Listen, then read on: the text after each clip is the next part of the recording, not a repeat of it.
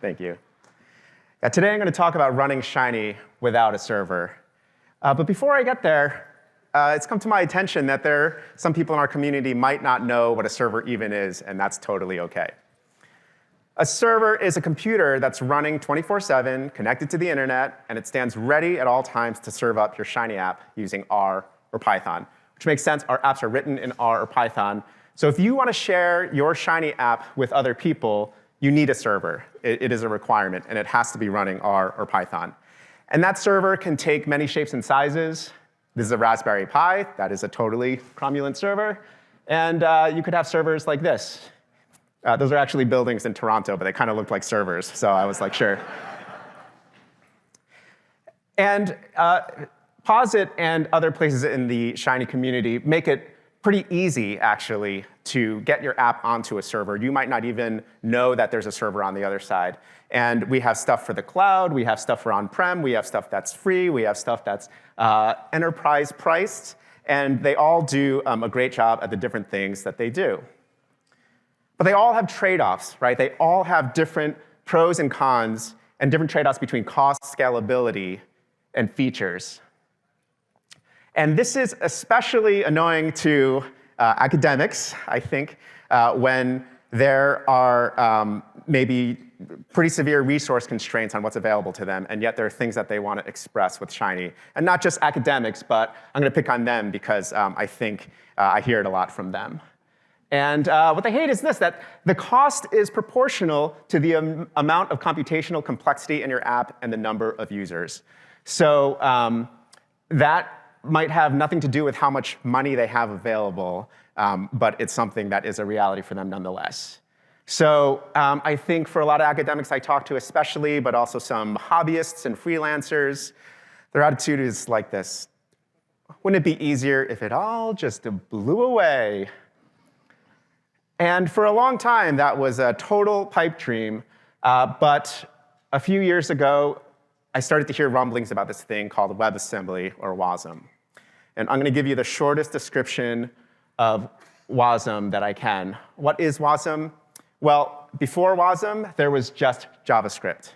The browser only spoke one programming language, and it was JavaScript. And it didn't matter how you felt about JavaScript. If you wanted to target the browser, that was the language you had to write in.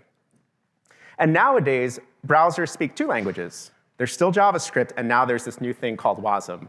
But they are different because wasm was designed for humans to write, and wasm is designed for compilers to emit. So you don't write wasm as a human being. You write code in something like C or C++. You compile it to wasm, and that wasm then runs in the browser. Now, let's talk about why this is exciting. And before we can, I have to come clean and admit to you all that I was wrong about wasm, that I was a huge skeptic of all this, and I'm going to explain why.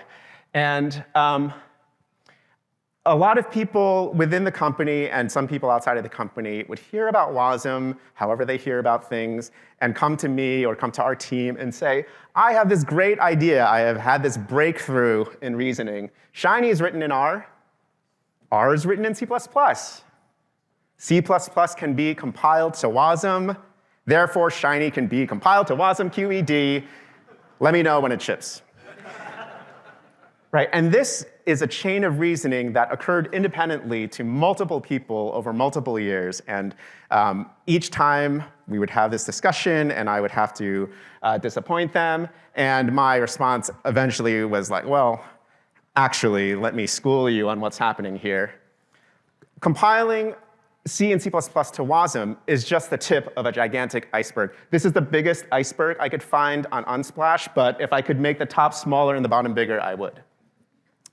Because compiling C and C++ to wasm is very exciting, but if you think about what R does and what Python does, there's all this stuff under the surface beyond just interpreting C and C++ instructions. There are all these things that are either from the operating system or from libraries that we've built on over the years, and they are not available in wasm. And it's not just a matter of rebuilding those pieces that are missing, because the environment that wasm runs in is the browser. and the browser has a number of limitations that your desktop computer is not subject to. In the browser, you cannot launch a process. You can't open a network connection. You can't even perform I/O, like reading from a disk or fetching from the network synchronously. You can't handle something as simple as Control-C.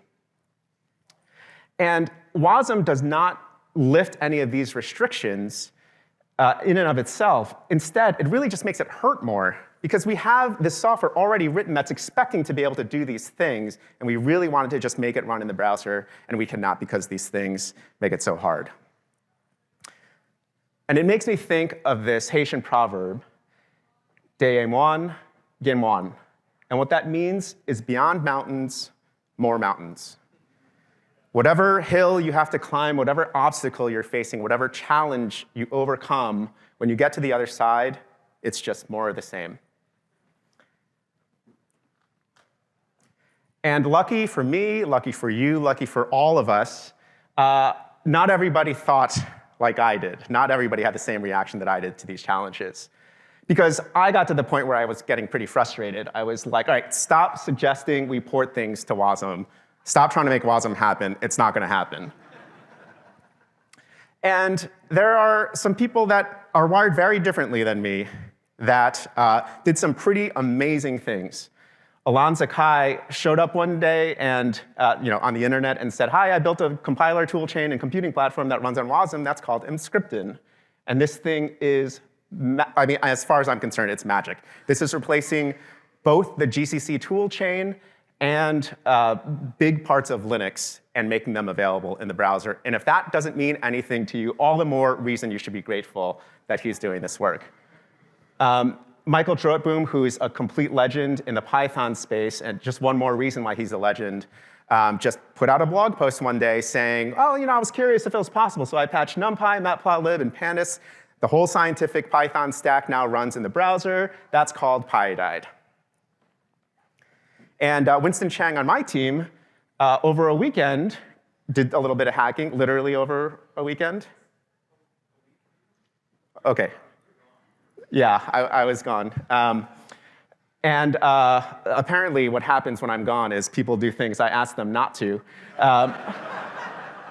And Winston showed up one day and said, "Hey, I made Shiny run on Pyodide," and that became ShinyLive. And our own George Stagg and Lionel Henry came up with, George Stagg, even before he worked for Posit, I think because he was frustrated that a class that he was teaching, like he didn't want to stand up a server, went and instead did this miraculous thing and created webR. And it was interesting, in putting together this talk, I actually learned a little bit more about this saying that in Haiti, it has really not just a negative meaning, that it is a meaning that's about, yes, a grim situation which Haiti, more than almost any other country, finds itself in perpetually, but there is also sort of a resilience to it.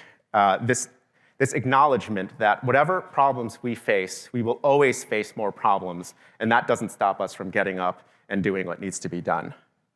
And in that way, it's the same mountains that they're looking at, that people like George and Winston and all the other people who've contributed to this WASM stack saw the same mountains, but instead of concluding, well, the challenges will never end, so let's not begin the journey, instead they just decided, well, let's see how far we can go. And it turns out that even though there are more mountains in the distance from where we are today, we have come in an awful long way.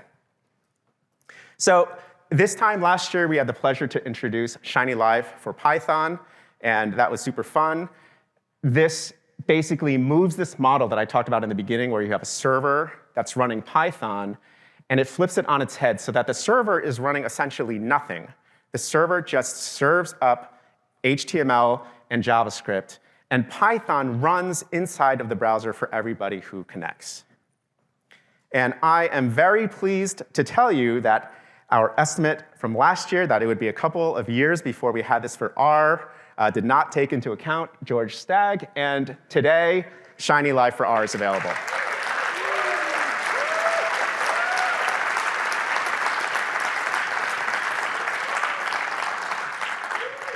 So it feels incredible to stand up here and take credit for work I had no part in. So how to use ShinyLive. And this is actually pretty interesting because everything from here on out applies equally to R and Python. There's very little difference between these two. So let's talk about how we use ShinyLive. And there are actually 3 different options that are available. You can convert, you can fiddle, and you can include. And I will go through each of those in turn. The first option is to convert. So you take your app.r, any other code files you have, any data files you want, and you pass them into this simple ShinyLive export function. And that will take your app directory and turn it into a completely static set of assets. And you can then take that and upload it to GitHub Pages, for example. This entire presentation is uploaded to, well, you'll see in a second. And this exact same workflow also applies to Python, except instead of installing the R ShinyLive package, you just pip install ShinyLive, and it's the same deal. So this is a great option if you want to take your Shiny application and turn it into a standalone website. Now, one just unfortunate wrinkle about this is that due to sort of browser security rules, you cannot simply double-click the HTML file that is sitting in this directory when you're testing on your own machine. The browser will not let certain advanced browser features be used unless it sees that the URL bar has an HTTP in it. Therefore, if you are using Shiny for R, you would run this HTTP UV command. If you're running Shiny for Python, you would run that line 3 Python http.server command. If you are uploading your static Shiny app to a web server, then none of this matters, none of this applies. OK, details. Option number 2 is fiddle. So we have a website called ShinyLive.io. How many of you have taken a look at ShinyLive.io for Shiny for Python over the last year? OK, great, so quite a few. And this is a way that you can write and share Shiny apps directly in the browser. No need to install R or Python on your local machine. And it looks like this. You have an editor that you can write code in. And when you hit the play button, it generates the view on the right, and you can fully use that. That's a Shiny app. It still is crazy to me that this works, but it somehow does work. That is running Python inside of your browser, and you get a full Shiny app. Shiny for Python and Shiny for R have different links. I will repeat these links at the end, but just so you know, you cannot currently go to the Python side and find a link to the R side or vice versa. You just have to know the right URL. ShinyLive.io, you can view and run examples that we have created, and you can also create your own apps from scratch. You can also share apps that you create via URL to your to anyone. And you can save apps to GitHub gists if you want. OK, maybe the most exciting one is option 3.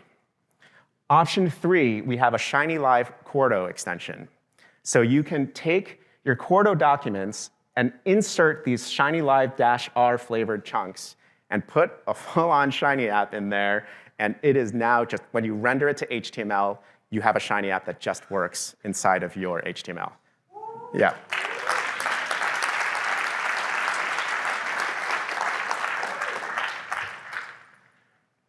So this is an example. Actually, this came up yesterday. I had lunch next to Erin Howard of Oregon State University. And she mentioned this central limit theorem app that she had built that really helped in getting the idea of the central limit theorem across. This is not her app. I'm sure hers was better, but I wrote this in the middle of the night last night. And you can see here that this is like fully running. It's a Shiny app. This is a Quarto document. There's no server behind it. So for this app, it's drawing a bunch of samples from a normal distribution. And because it's only 100 samples, that blue line is sort of jumping around the red, which is the true mean. And if I increase that number, oh, sorry, I'm on the wrong screen.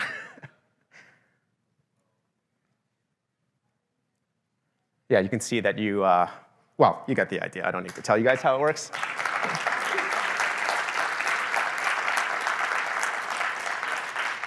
It's great to see how many central limit theorem fans there are in the audience. Yeah. Which brings me to another point, that usually in technology, something gets cheaper, great. We can do that thing for less money. But sometimes when the price drops enough, you're not just doing the same thing that you were doing before for less money.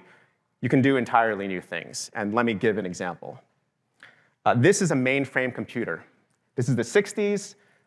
That cost millions of dollars, and it was used for weather research or military research. In the 70s, we had mini computers. These were hundreds of thousands of dollars, and maybe medium to large-sized businesses would use these to run their accounting software. In the 80s, we had PCs that cost thousands of dollars, and you might write a term paper on this, or do your taxes, or play a game. Today, we have these magical devices that cost hundreds of dollars, and we use them to check our YouTube channel subscriber count while we're having a latte. And recently, we even have these computing devices that cost tens of dollars, and they exist only for the purpose of helping you find your keys.